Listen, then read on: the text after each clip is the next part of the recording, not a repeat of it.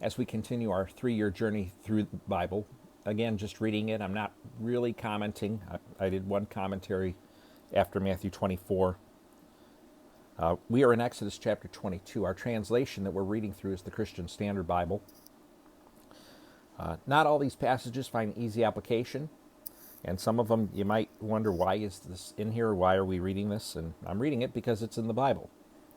And over time, the Lord is often kind and gracious to give us some understanding. I've been reading for 40 years, and over the years, things I've had questions about, I file it in a folder in my mind saying, wait for further information. Some of that stuff's been resolved for me, and I'm comfortable with it. And some of it I'm still waiting to figure out, why is this in here? What do I do with this? And that's okay. I'm fallible, I'm limited, but I read it anyway. And so here we read Exodus 22, where we read, when a man steals an ox or sheep and butchers it or sells it, he must repay 5 cattle for the ox or 4 sheep for the sheep. If a thief is caught in the act of breaking in, and he is beaten to death, no one is guilty of bloodshed. But if this happens after sunrise, the householder is guilty of bloodshed. A thief must make full restitution. If he is unable, he is to be sold because of his theft. If what was stolen, whether ox, donkey, or sheep, is actually found alive in his possession, he must repay double. When a man lets a field or vineyard be grazed in, and then allows his animals to go and graze in someone else's field, he must repay with the best of his own field or vineyard. When a fire gets out of control, spreads the thorn bushes, and consumes stacks of cut grain, standing grain, or a field, the one who started the fire must make full restitution for what was burned. When a man gives his neighbor valuables or goods to keep, but they are stolen from that person's house, the thief, if caught, must repay double.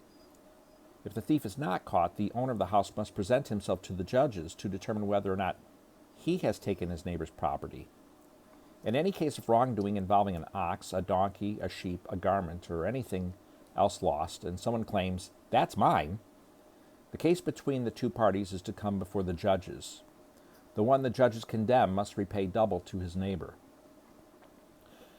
When a man gives his neighbor a donkey, an ox, a sheep, or any other animal to care for, but it dies, is injured, or is stolen while no one is watching, there must be an oath before the Lord between the two of them to determine whether or not he has taken his neighbor's property.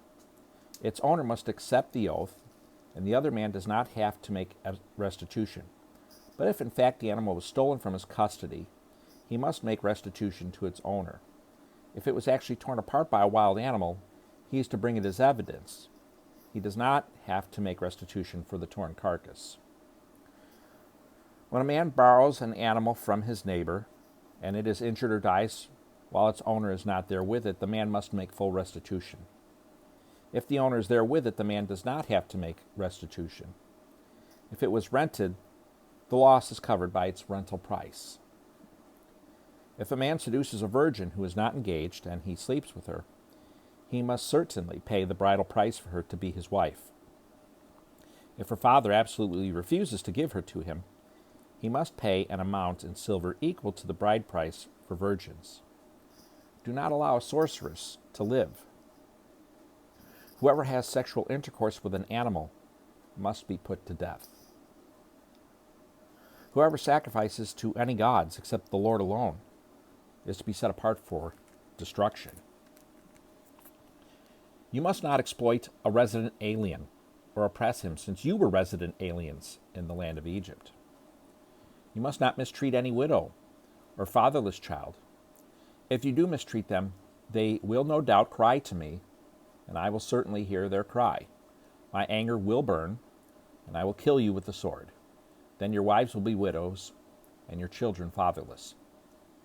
If you lend silver to people, if you lend silver to my people, and the poor person among you, you must not be like a creditor to him. You must not charge him interest.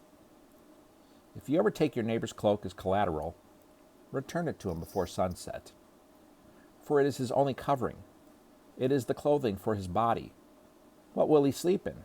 If he cries out to me, I will listen, because I am gracious. You must not blaspheme God or curse a leader among your people. You must not hold back offerings from your harvest or your vats. Give me the firstborn of your sons. Do the same with your cattle and your flock. Let them stay with their mothers for 7 days, but on the 8th day you are to give them to me. Be my holy people.